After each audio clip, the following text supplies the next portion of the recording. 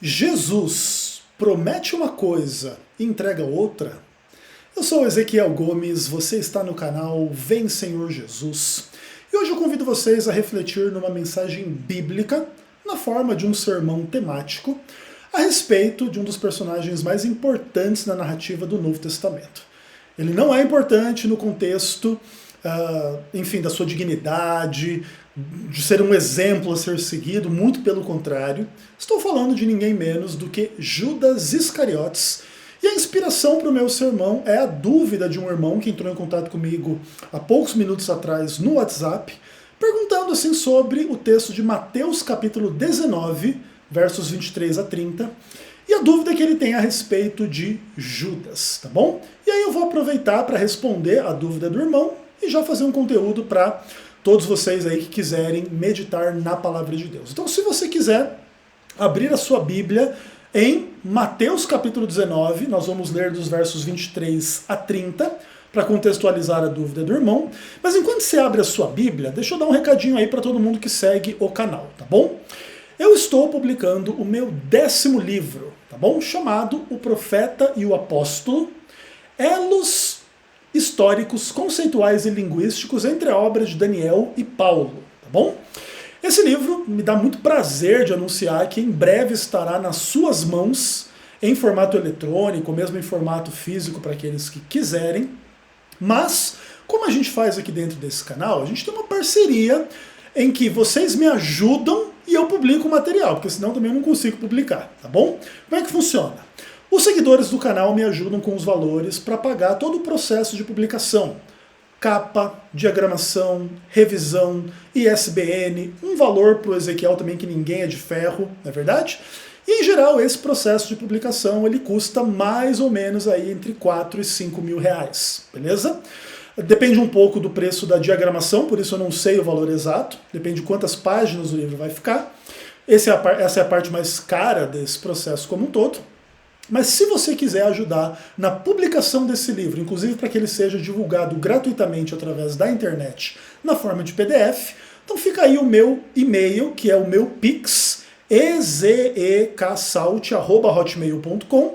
Você pode enviar um valor de uma oferta de R$1, de 50 centavos, de R$10, de R$100, de R$1.000, quanto você quiser e puder, para a gente continuar fazendo o nosso trabalho de teologia, evangelização, pregação da palavra de Deus através da literatura, beleza?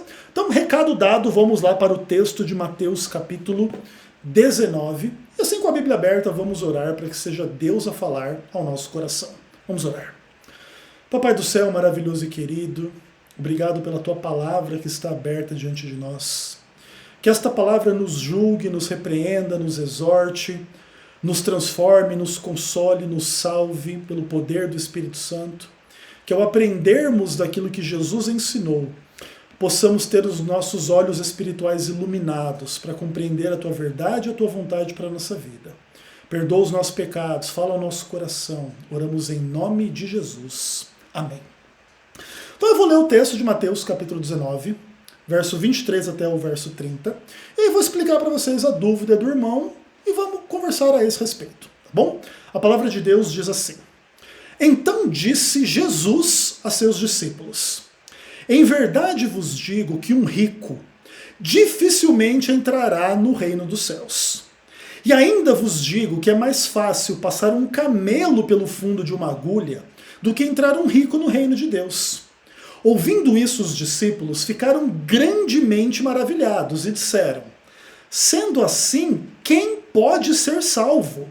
Jesus, fitando neles o olhar, lhes disse: Isto é impossível aos homens, mas para Deus tudo é possível.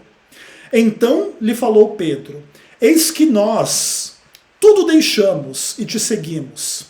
Que será, pois, de nós? Jesus lhes respondeu: Em verdade vos digo que vós, os que me seguistes, quando na regeneração o Filho do Homem se assentar no trono da sua glória, também vos assentareis em 12 tronos, para julgar as 12 tribos de Israel. E todo aquele que tiver deixado casas, ou irmãos, ou irmãs, ou pai, ou mãe, ou mulher, ou filhos, ou campos, por causa do meu nome, receberá muitas vezes e herdará a vida eterna. Porém, muitos primeiros serão os últimos, e os últimos serão os primeiros.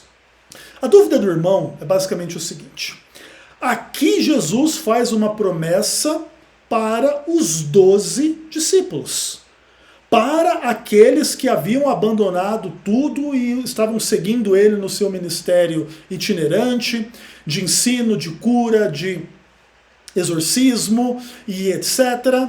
E Jesus promete para esses 12 discípulos que eles se sentariam em 12 tronos, iriam julgar as tribos de Israel, e iriam herdar a vida eterna, iriam receber muitas vezes mais do que eles abandonaram nesta terra e tudo mais. E a dúvida, né, daquela pessoa que me interpelou no WhatsApp é o seguinte: no momento em que Jesus ensinou isso aqui, Judas Iscariotes estava entre os 12. E aí Jesus promete uma coisa para Judas: você vai sentar no trono, no reino dos céus, e vai receber muito mais porque você largou tudo e está me seguindo. Mas vai entregar outra coisa para Judas?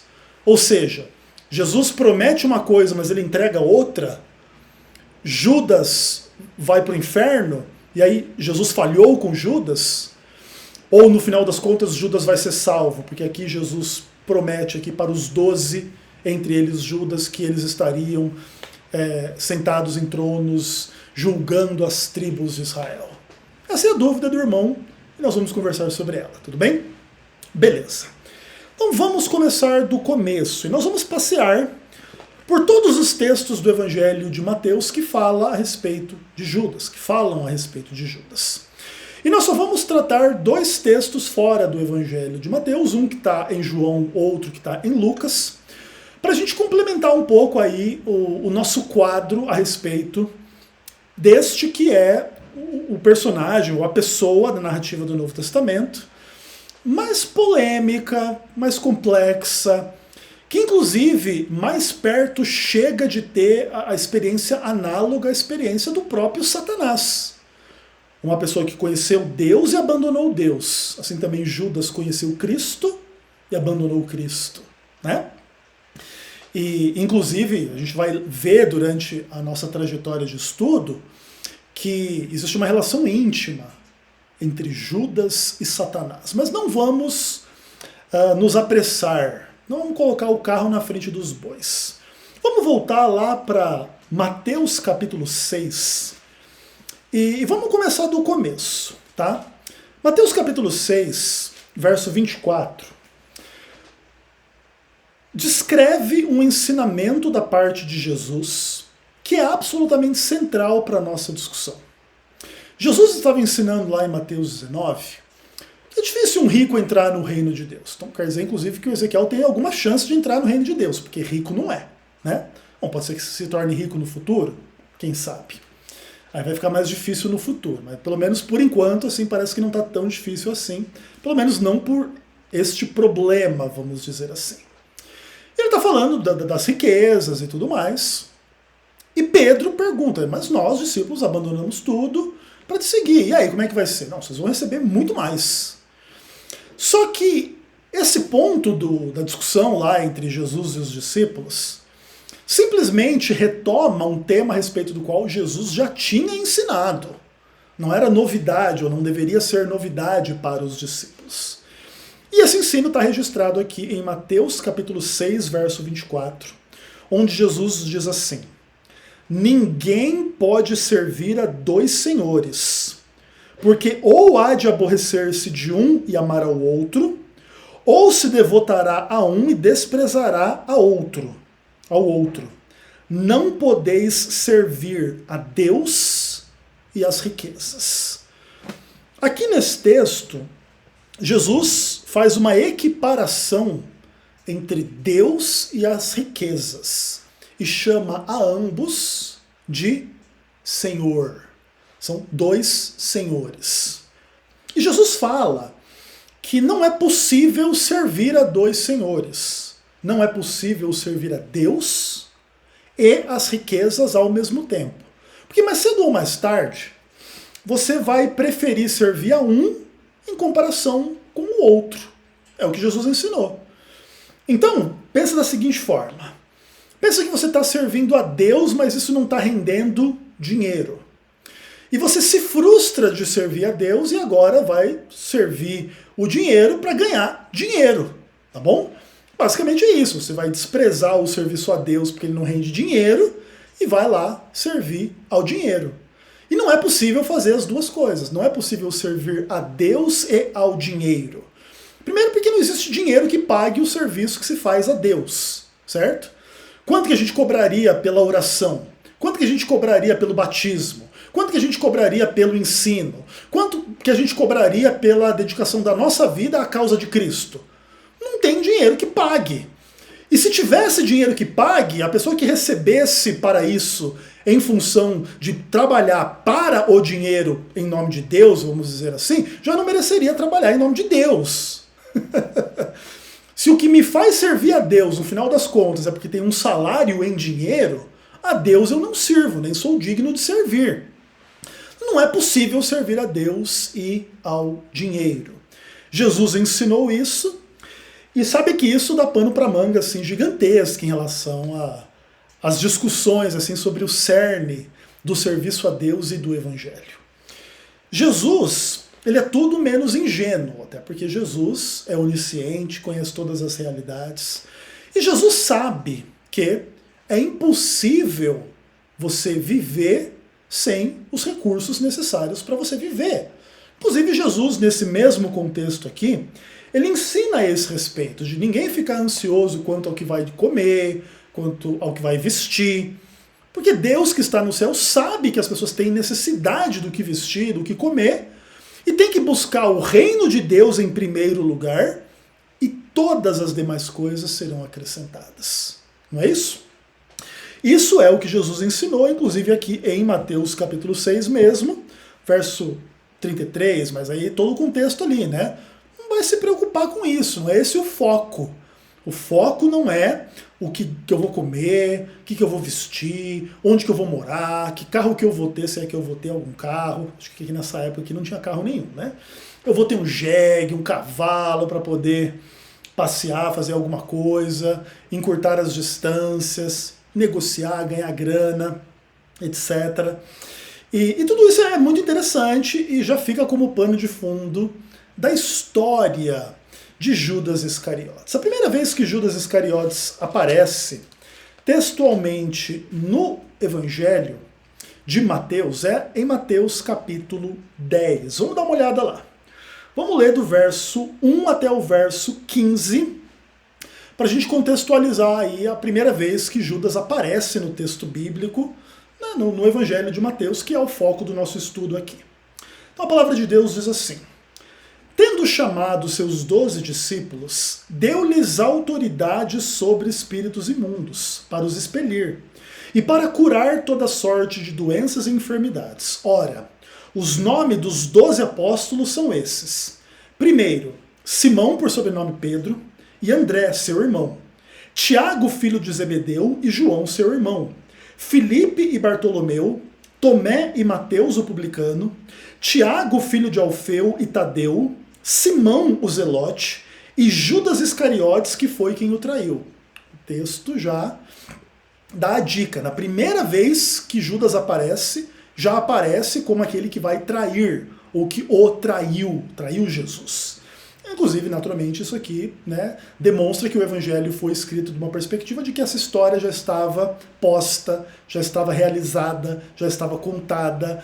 E o escritor do Evangelho, no caso Mateus, já faz questão de destacar que, apesar de Judas estar entre os 12, é identificado como aquele que traiu Jesus. Aí o texto continua do verso 5 em diante, dizendo assim: a estes 12 Jesus enviou, dando-lhes as seguintes instruções: não tomeis rumo aos gentios, nem entreis em cidades de samaritanos, mas de preferência procurai as ovelhas perdidas da casa de Israel. E à medida que seguirdes, pregai que está próximo o reino de Deus. Curai enfermos, ressuscitai mortos, purificai leprosos, expeli demônios, de graça recebestes, de graça dai. Não vos provereis de ouro, nem de prata, nem de cobre nos vossos cintos, nem de alforje para o caminho, nem de 2 túnicas, nem de sandálias, nem de bordão, porque digno é o trabalhador do seu alimento. E em qualquer cidade ou povoado em que entrares, indagai quem neles é digno, e aí ficai até vos retirardes. Ao entrardes na casa, saudai-a. Se com efeito a casa for digna, venha sobre ela a vossa paz. Se porém não o for, torne para vós outros a vossa paz. Se alguém não vos receber nem ouvir as vossas palavras, ao sairdes daquela casa ou daquela cidade, sacudi o pó dos vossos pés. Em verdade vos digo que menos rigor haverá para Sodoma e Gomorra no dia do juízo do que para aquela cidade. Esse texto está cheio de questões interessantes que ajudam a gente a entender o destino de Judas e o que aconteceu e por que aconteceu. No cerne das instruções de Jesus para os discípulos, e Judas está incluído entre os discípulos aqui, está a questão de que você vai dar de graça porque você recebeu de graça. Você não vai andar munido de ouro, de prata, nem mesmo de uma troca de roupa, porque você vai pregar e Deus vai te sustentar. E aqui o evangelho ele é extraordinário. E a gente percebe assim que a missão dos primeiros discípulos era basicamente fazer o mesmo que Jesus fazia: curar, expelir demônios, ressuscitar mortos, purificar leprosos e etc. E Judas estava entre essas pessoas que recebeu a incumbência de fazer exatamente isso aqui, de curar, ressuscitar, purificar, não se munir, se prover de dinheiro em função dessas questões como um todo. Mas existe uma questão aqui que é muito interessante. Se alguém não receber as palavras de Jesus, esses ensinamentos que os discípulos estão representando, haverá menos rigor para Sodoma e Gomorra no dia do juízo do que para aquela pessoa, para aquela cidade. Ou seja, ouvir o evangelho, receber o evangelho e etc e tal, traz consigo uma responsabilidade. Se você ouvir, mas não der atenção, se você ouvir, mas você não obedecer, se você ouvir, mas você não seguir, e você desprezar esse caminho, é pior do que você imagina. Vai haver menos rigor para Sodoma e Gomorra do que para você, certo? Para você que recebe as palavras de Jesus sem as receber, ouve as palavras de Jesus sem crer, ouve as palavras de Jesus e não as pratica, não as obedece, porque simplesmente descrê de Jesus. Certo? E isso aqui nos ensina muita coisa a respeito de Judas. Porque no final das contas, Judas não pode ser exceção a tudo isso aqui.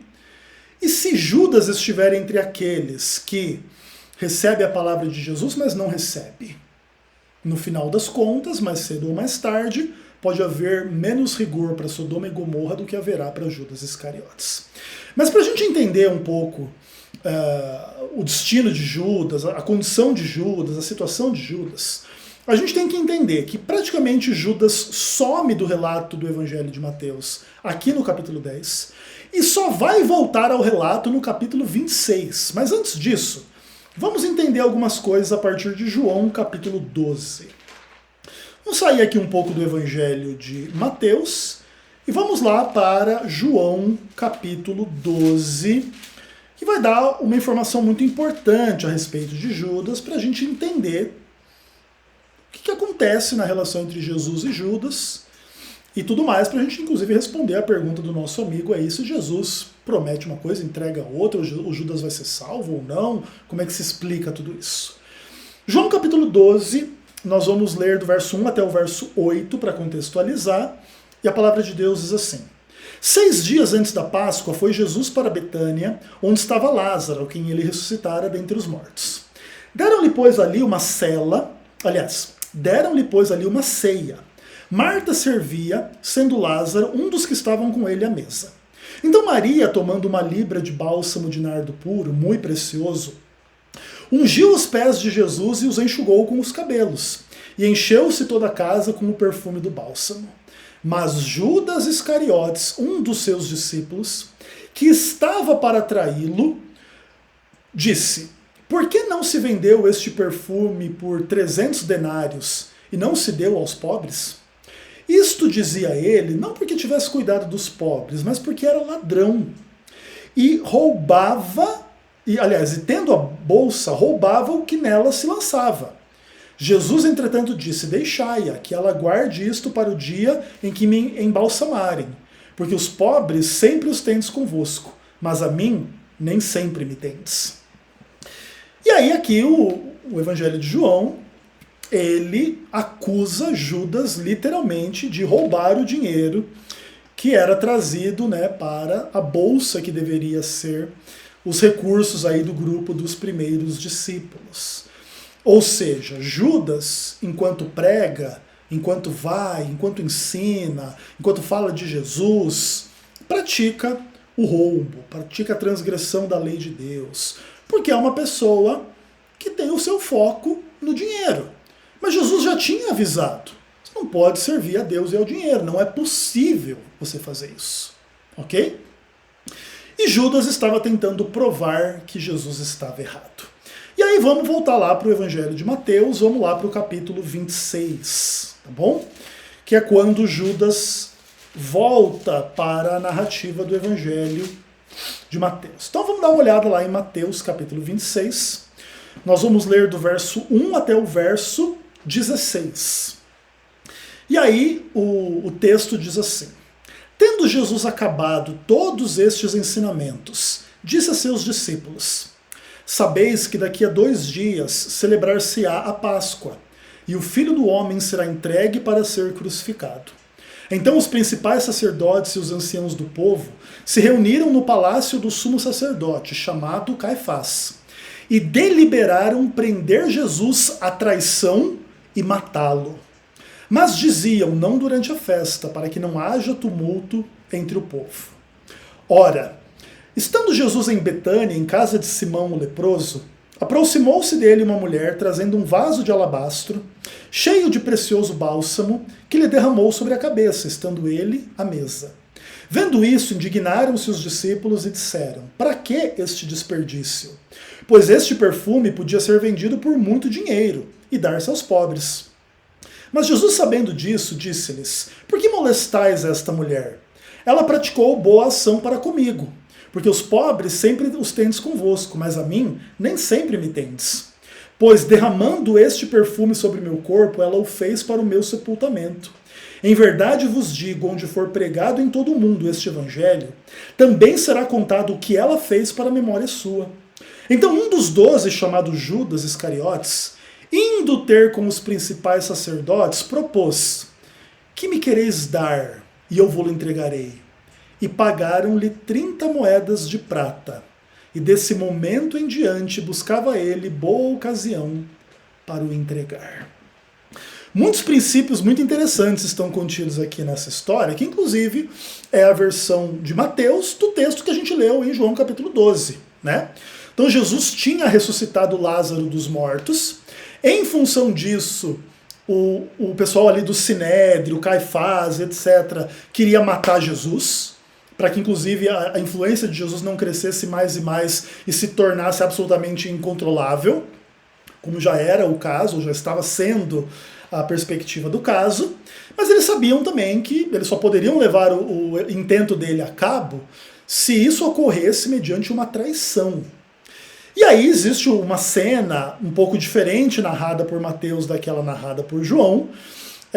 Aquilo que João atribui unicamente a Judas, Mateus atribui a discípulos no plural, mas também coloca Judas como uma pessoa importante nesse contexto, que em função disso tudo aí, aparentemente, Judas ficou um pouco descontente com as questões como um todo, e foi em busca do que ele realmente mais queria, de mais dinheiro, né?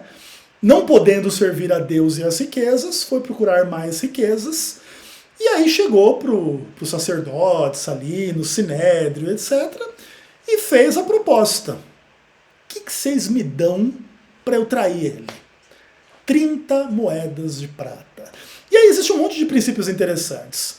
O bálsamo lá, o perfume que Maria tinha lançado sobre Jesus, aparentemente era caro, inclusive, né, isso chama a atenção nos dois relatos, né? Pô, você podia vender isso aí por 300 denários e dar aos pobres e etc e tal, mas ele não estava preocupado com o pobre porque ele queria era roubar o dinheiro do tal perfume.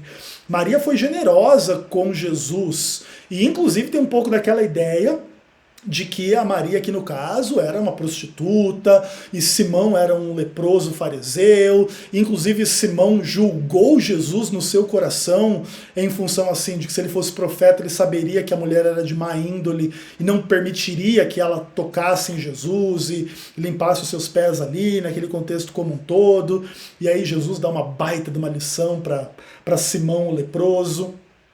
Quem é mais perdoado, mais ama. Aparentemente Maria de fato é mais pecadora do que Simão, mas tem muito mais gratidão por Jesus do que Simão, né?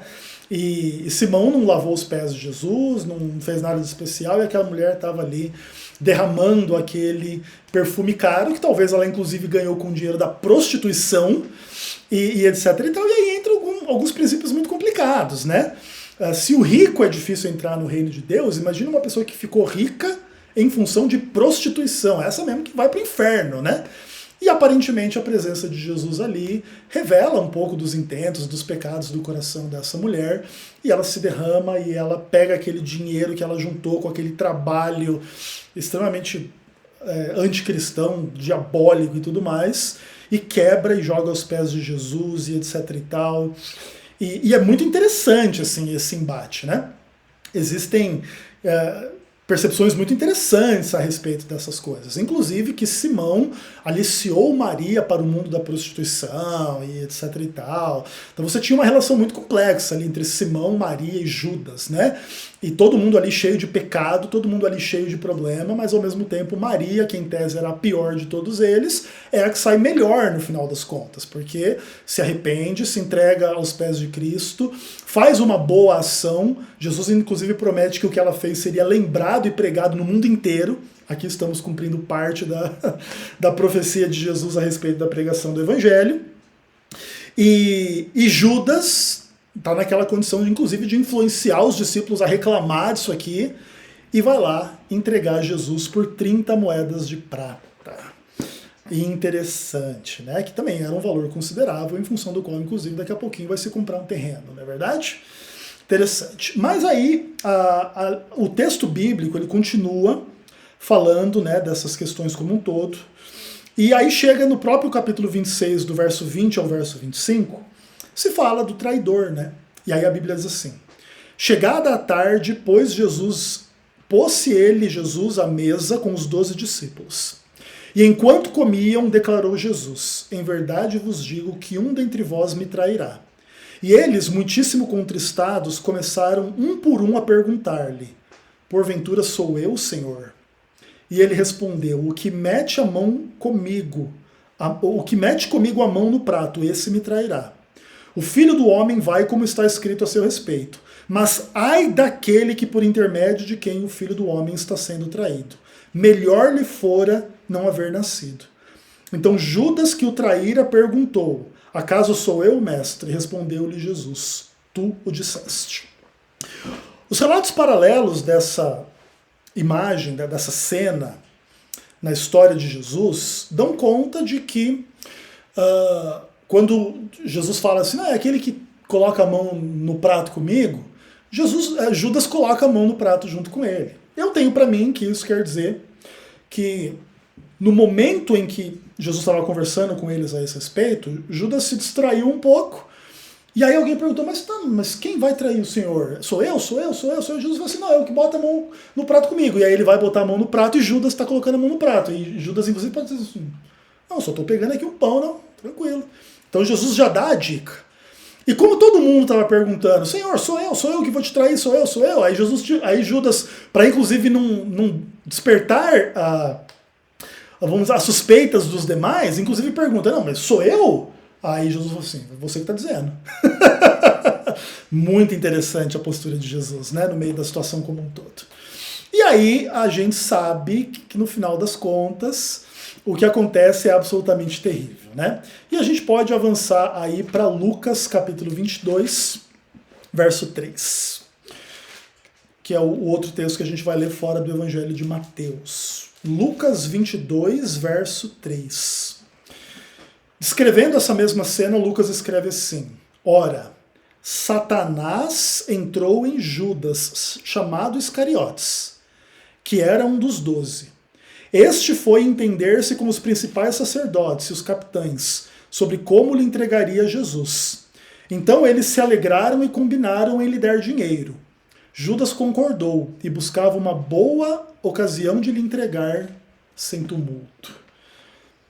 Judas se entrega ao diabo. E agora a coisa vai ficar bem complicada.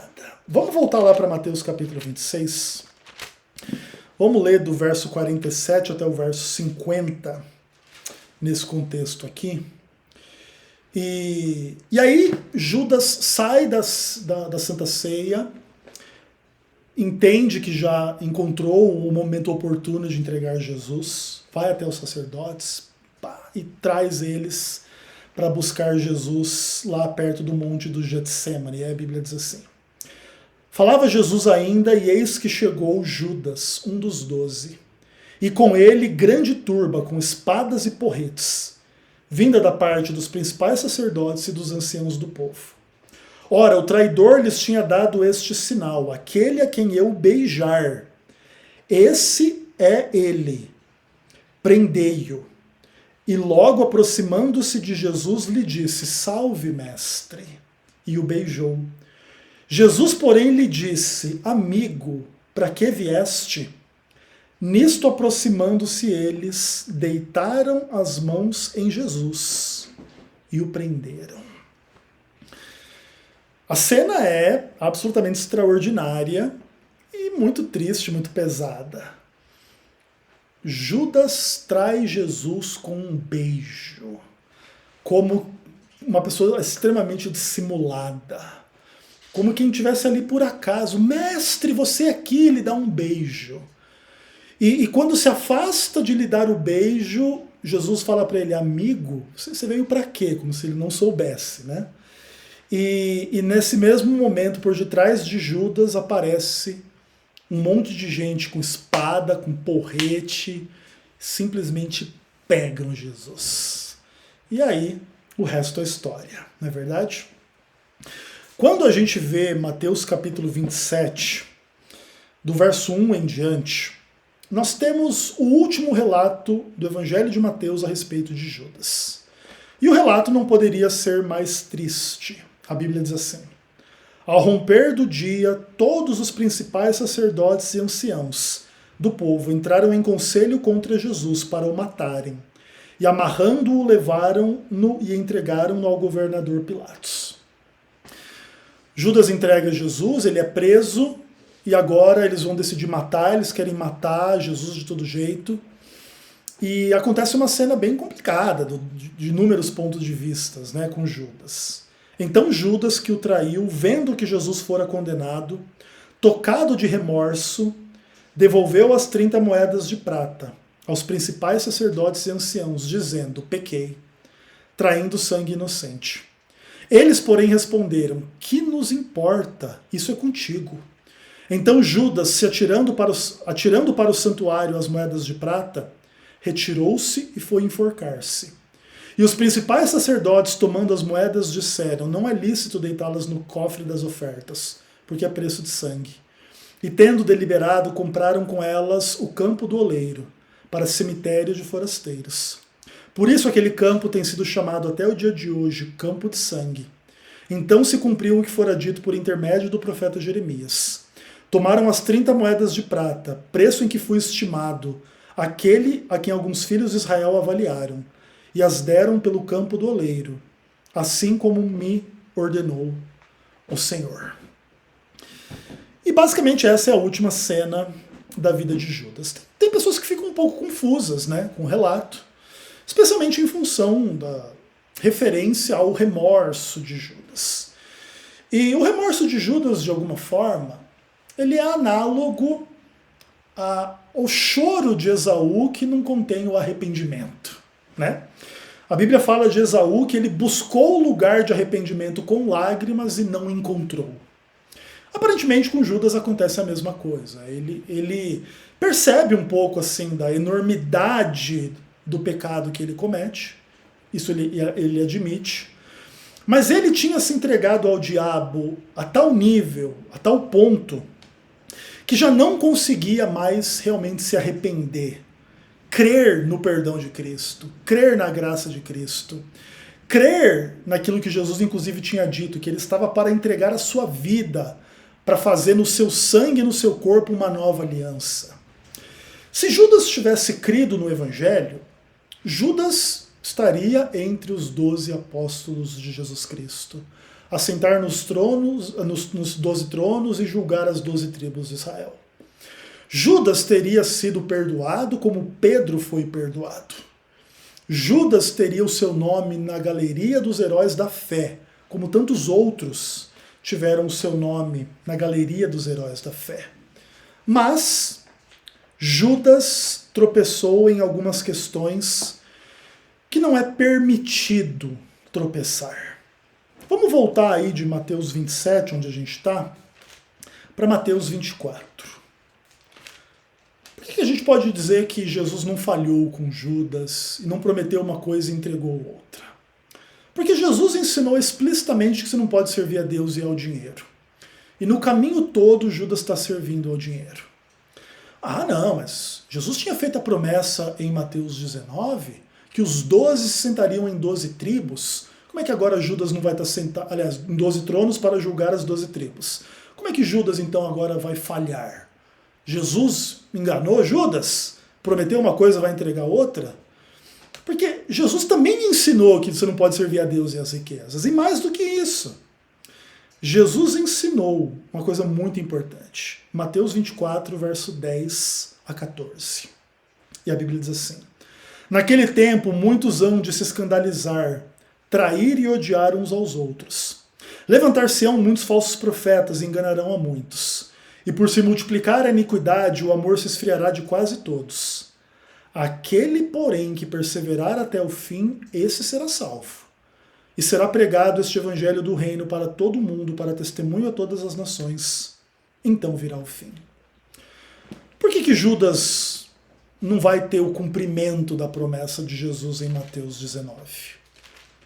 Porque Judas serviu as riquezas e não perseverou até o fim.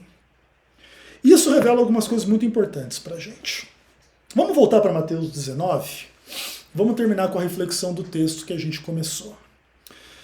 É muito difícil você servir a Deus e a riqueza. É muito difícil você ser uma pessoa rica e compreender a sua indignidade, a sua dependência de Deus, os seus pecados.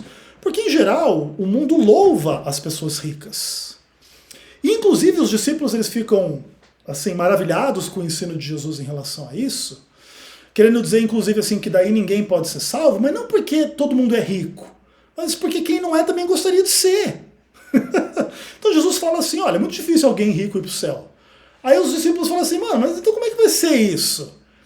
Porque tudo bem, Jesus, eu não sou rico, mas eu queria ser. Então, se o rico não pode ser salvo, ou é muito difícil que o rico seja salvo, basicamente é muito difícil que qualquer pessoa seja salvo, porque mesmo quem não é rico gostaria de ser, e batalha para ser, e inclusive na nossa batalha pelos recursos para a sobrevivência, às vezes a gente troca a chave da busca pela mera sobrevivência para a chave e troca ela pela busca da prosperidade. E quanto mais prosperidade, aparentemente melhor, e até o ponto em que a gente fique rico. E aí, quando a gente ficar rico, o que vai acontecer no final das contas? Vai ser muito difícil se salvar. Judas trilhou esse caminho da forma como muita gente trilha esse caminho. Mas já no texto de Mateus 19, já existem as dicas do porquê que Judas não vai ver essa promessa cumprida na sua vida. Olha algumas coisas importantes do texto. Primeiro de tudo, Pedro fala em nome dos apóstolos, ou seja, a palavra de Jesus aqui ela não é exatamente direcionada especificamente a Judas, mas aos apóstolos, que deixaram tudo e o seguiram. No caso de Judas, Judas estava seguindo a Jesus. Mas ao invés de ter deixado tudo, estava roubando da bolsa, da coleta, daquilo que seria coletivo, do grupo dos apóstolos. Judas não tinha abandonado tudo para seguir Jesus, estava seguindo Jesus com a perspectiva de lucrar com isso, de ganhar com isso. E aí, o que diz o texto? Jesus falando, vós que me seguistes, quando na regeneração o Filho do Homem se assentar no trono, vos assentarei nos tronos para julgar as 12 tribos. Você tem que seguir Jesus, especialmente perseverar até o fim seguindo Jesus, para que a promessa se cumpra. Ou seja, a promessa de Jesus para Judas era real, mas não era incondicional. Judas, se tivesse se arrependido, Judas, se não tivesse servido às riquezas, Judas, se de fato não se entregasse ao diabo, Judas, se de fato se arrependesse de coração, estaria entre os discípulos, entre os 12, entre os apóstolos, seria perdoado, sentaria no trono para julgar as 12 tribos de Israel e teria a promessa cumprida na vida dele. Só que Jesus não passou por cima dos seus ensinos na promessa que fez aos 12 discípulos. Depois seriam 12 apóstolos. E quando Judas trai Jesus, se entrega ao diabo, se suicida e tudo mais, é colocado um novo discípulo para estar no lugar de Judas, para ele sim sentar-se no trono para julgar uma das 12 tribos de Israel. Isso não vai acontecer com Judas. Jesus falhou com Judas. Jesus teria falhado com Judas se Jesus não tivesse ensinado, não tivesse avisado, não tivesse dado a Judas o privilégio de ter convivido com ele, de ter partilhado dos seus ensinos, inclusive partilhado do poder na pregação do evangelho. Porque um dia Judas fez uma oração e uma pessoa doente ficou curada. Um demônio foi expulso, uma pessoa morta foi ressuscitada, um leproso foi purificado. E Judas não precisou cobrar R$1 ou pagar R$1 para isso acontecer. Porque não é por preço, ele recebeu de graça isso. E ele devia dar de graça. Mas ele não estava disposto a dar de graça. E por isso, ele não perseverou até o fim. Por isso ele serviu a riqueza. Por isso ele se entregou ao diabo. Por isso ele traiu Cristo. E Jesus não falhou com Judas, como quem promete uma coisa e faz outra. Mas Judas falhou com Jesus.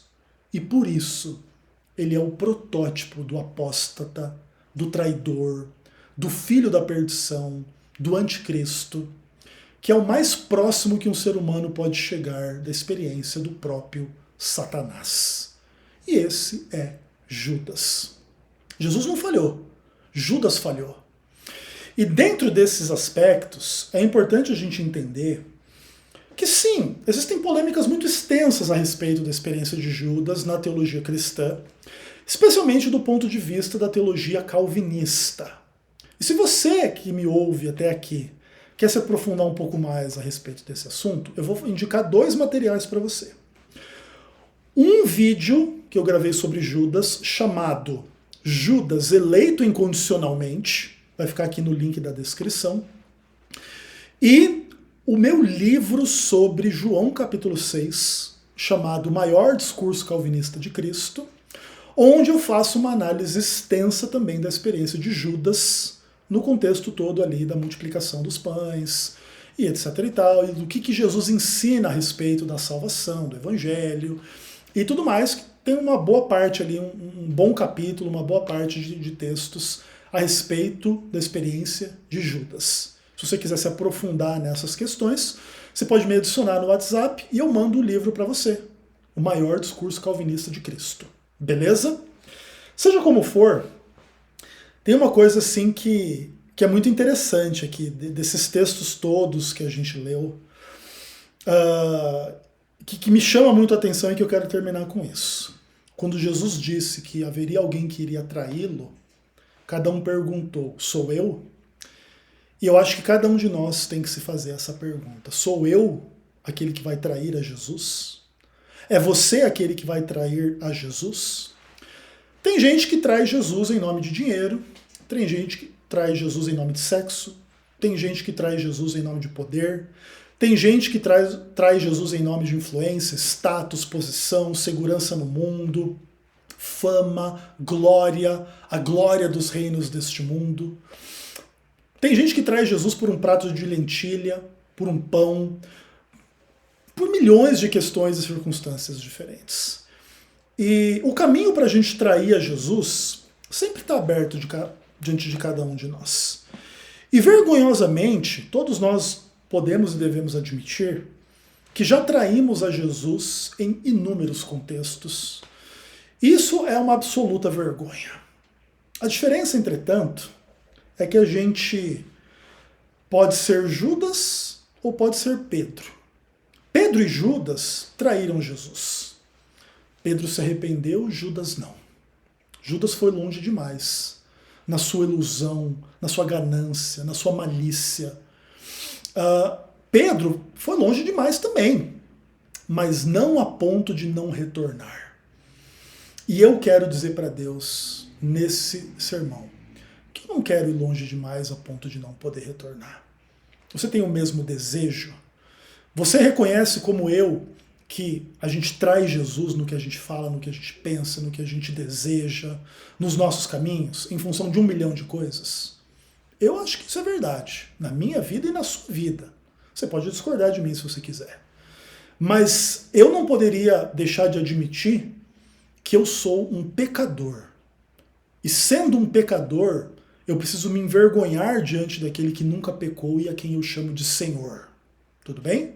Mas eu não quero ser o Judas da história e trocar Jesus por dinheiro, por sexo, por prazer, por grana, por status, por fama ou por qualquer coisa que esse mundo possa oferecer.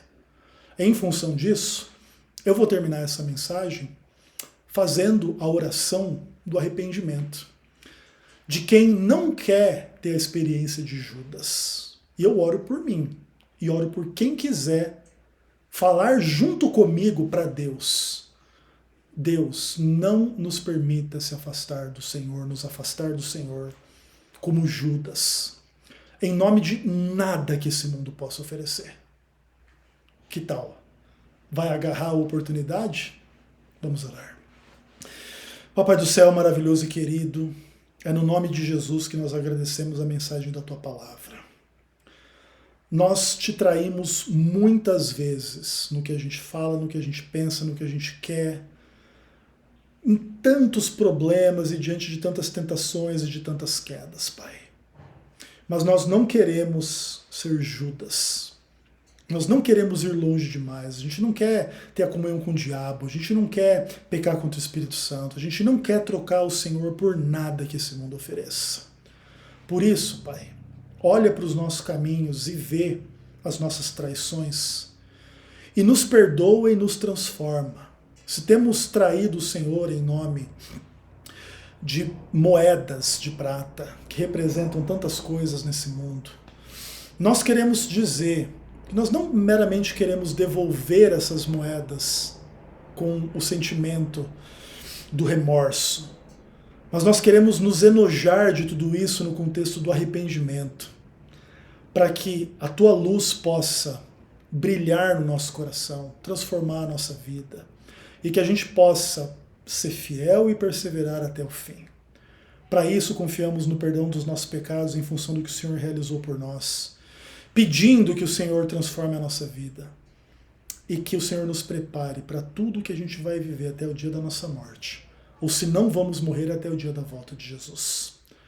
Entregamos a nossa vida em Tuas mãos e clamamos que a Tua vontade se faça na nossa história, em nome de Jesus. Amém. Um abraço, pessoal.